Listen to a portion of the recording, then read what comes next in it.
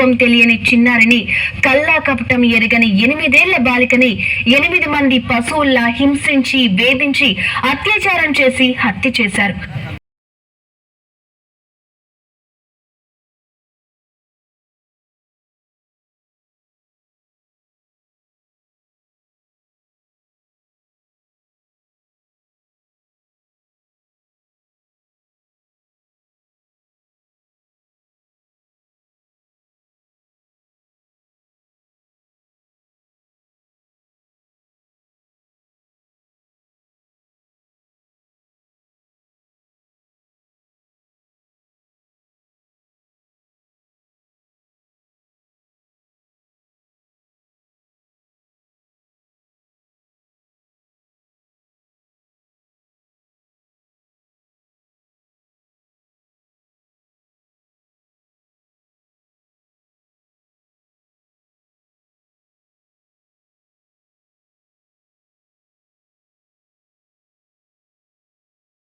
తీయాలి మేడపట్టి గొంతు పిసికి కాల పెట్టాలి.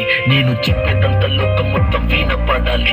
మీ చెల్లి కోసం ఏ రోజైనా నిలబడాలి. నేను పాడేది పాటని కథ చిన్నారి మాటలే ఇవి. కన్నులు కల్లార తడి కాపాడేదెవరు మరి? అమ్మాయిల వాకిళ్లలోనే సంఖ్యలు బంధించి మరి రంగుల ముగ్గుల పొడి రక్తంగా మారేని పడి. మమ్మీ నువ్వు ఇంట్లో వదిలేసి వెళితే అంకల్ నా చేయి పట్టి మీద పడితే ఏమని చెప్పను నేను, ఎవరికి చెప్పను నేను. మీరే నేర్పించారు పెద్దోళ్ళు దేవుళ్ళు అని. ఎందుకు మమ్మీ పుట్టించాడు డాడీ నన్ను? అసలు వినాలనుకున్న నేను చందమామ కథలు.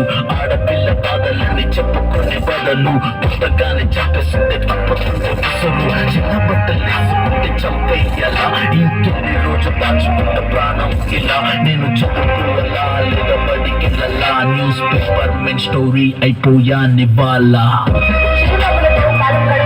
చిన్నారి మనుష్యని రంగేసుకున్న క్రూర మృగాలకు బలైపోయింది. 8 ఏళ్ల చిన్నారిని శిక్షి అత్యాచారం చేసి చంపిన ఘటన మానవత్వానికే ఆయన మధ్యగా నిలిపోయింది.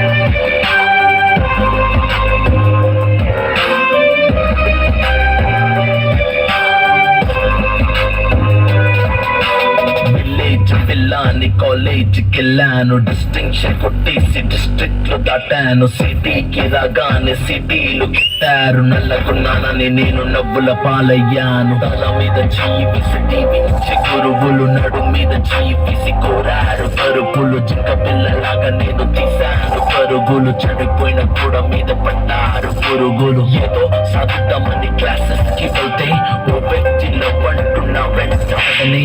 చిన్న చుట్టూ చూసి నా చున్నీ లాగాడు. యాసిడ్ దాడుల్లో నా పేరెక్కించాడు.